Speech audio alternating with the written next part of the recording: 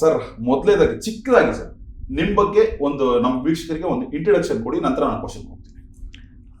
ನಾನು ಡಿಪಾರ್ಟ್ಮೆಂಟಿಗೆ 1996 ಸಬ್ ಇನ್ಸ್ಪೆಕ್ಟ್ರಾಗಿ ಜಾಯ್ನ್ ಆಗ್ತೀನಿ. ವಿವಿಧ ಡಿಸ್ಟ್ರಿಕ್ಟ್ಗಳಲ್ಲಿ ಮತ್ತು ಬೇರೆ ಬೇರೆ ಹುದ್ದೆಗಳಲ್ಲಿ ಇನ್ಸ್ಪೆಕ್ಟ್ರಾಗಿ, ACP ಆಗಿ ಮತ್ತು ಅಡಿಷ್ನಲ್ SP ಆಗಿ ಕೆಲಸ ಮಾಡಿದ್ದೀನಿ.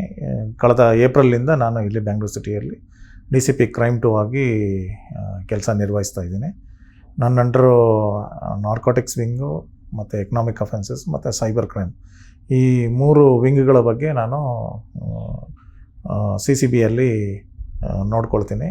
ಇದ್ರ ಬಗ್ಗೆ ಕೇಸಸ್ ಏನೇ ಇರಲಿ ಅಥವಾ ಅವೇರ್ನೆಸ್ ಮೂಡಿಸೋದ್ರ ಬಗ್ಗೆ ಕೆಲಸ ಕಾರ್ಯಗಳು ನಾನು ನಡೆಸ್ತಾ ಇರ್ತೀನಿ ಬ್ಯಾಂಗ್ಳೂರು ಸಿಟಿಯಲ್ಲಿ. ಸರ್, ಈ ನೀವು ನೋಡ್ತಾ ಇದ್ದೀರಿ ಕಾಸಿಂ ಸರ್ ತುಂಬಾ ಸಾಫ್ಟ್ ಆಗಿ ಅವ್ರ ಬಗ್ಗೆ ಹೇಳ್ಕೊಂಡ್ರು, ಬಟ್ ಕೆಲಸದಲ್ಲಿ ತುಂಬಾ ರಫ್ ಅಂಡ್ ಟಫ್. ಅದನ್ನ ಅವರ ಇಲಾಖೆಯಲ್ಲಿರುವಂತ ಅವ್ರ ಕೆಳಗಡೆ ಕೆಲಸ ಮಾಡುವಂಥವ್ರು ತುಂಬಾ ಜನ ಹೇಳ್ತಾ ಇರ್ತಾರೆ. ಸರ್, ಸೈಬರ್ ಕ್ರೈಮ್ಗಳ ಬಗ್ಗೆ ನಾವು ಮಾತನಾಡಲೇಬೇಕು. ಡಿಜಿಟಲ್ ಅರೆಸ್ಟು, ಅದೇ ರೀತಿ ಮೆಸೇಜ್ಗಳು ಕಳಿಸುವಂಥದ್ದು, OTP, ಮತ್ತು ಬೇರೆ ಬೇರೆ ರೀತಿಯಲ್ಲಿ ಬ್ಯಾಂಕ್ ಫ್ರಾಡ್ ಆಗಿರ್ಬೋದು, ಇವೆಲ್ಲವೂ ಕೂಡ ಸರ್ ಹೆಚ್ಚಾಗ್ತಾ ಇರುವಂಥದ್ದು. ಯಾಕೆ ಕಾರಣಗಳೇನಾಗಿರ್ಬೋದು ಅಂತ? ಸೈಬರ್ ಕ್ರೈಮ್ ಹೆಚ್ಚಾಗೋದಕ್ಕೆ ಕಾರಣ ಮೇನ್ ಅಂತಂದರೆ ಜನರಲ್ಲಿ ಇಗ್ನೋರೆನ್ಸು.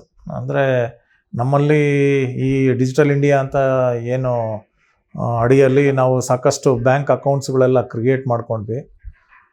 ಈ ಬ್ಯಾಂಕ್ ಅಕೌಂಟ್ಸ್ ಕ್ರಿಯೇಟ್ ಆಗಿದ್ದು ಪರ್ಪಸ್ ಬೇರೆ ಇತ್ತು. ಅಂದರೆ ಎಲ್ಲರೂ ಒಂದು ಡಿಜಿಟಲ್ ಮಾಧ್ಯಮ ಯೂಸ್ ಮಾಡಿಕೊಂಡು ಬ್ಯಾಂಕ್ ಟ್ರಾನ್ಸಾಕ್ಷನ್ಸ್ ಮಾಡಬೇಕನ್ನೋ ನಿಟ್ಟಿನಲ್ಲಿ ಅದನ್ನು ಒಂದು ಕ್ರಿಯೇಟ್ ಮಾಡಿದೆ. ಆದರೆ ಇದನ್ನೇ ಬಂಡವಾಳ ಅಂತ ಮಾಡ್ಕೊಂಡ್ಬಿಟ್ಟು ಜನರ ಇಗ್ನೋರೆನ್ಸ್ ಯೂಸ್ ಮಾಡಿಕೊಂಡು ಈ ಸೈಬರ್ ಕ್ರಿಮಿನಲ್ಸು ಇದನ್ನು ಈ ಡಿಜಿಟಲ್ ಇಂಡಿಯಾದಲ್ಲಿ ಈ ಅಕೌಂಟ್ಸ್, ಬ್ಯಾಂಕ್ ಅಕೌಂಟ್ಸ್ಗಳು ಏನು ಕ್ರಿಯೇಟ್ ಆಗಿದೆ ಅದನ್ನು ಯಾವ ಥರ ಅವರು ತಮ್ಮ ಬುದ್ಧಿ ಉಪಯೋಗ ಮಾಡ್ಕೊಂಬಿಟ್ಟು ಜನರನ್ನ ಯಾವ ಥರ ವಂಚನೆ ಮಾಡಬೇಕನ್ನೋದು ಒಂದು ಸ್ವಲ್ಪ ರಿಸರ್ಚ್ ಎಲ್ಲ ಮಾಡ್ಕೊಂಬಿಟ್ಟು ಜನರ ಇಗ್ನೋರೆನ್ಸು ಮತ್ತು ಈ ಮೊಬೈಲ್ನ ಯಾವುದು ಥರ ಬಳಕೆ ಮಾಡಬೇಕನ್ನೋದು ಯಾರಿಗೆ ಗೊತ್ತಿರಲ್ಲ ಅಂಥವ್ರ ಬಗ್ಗೆ ಜಾಸ್ತಿ ಪ್ರೊಫೈಲಿಂಗ್ ಮಾಡಿಬಿಟ್ಟು ಅವ್ರನ್ನ ಟಾರ್ಗೆಟ್ ಮಾಡ್ತಾರೆ.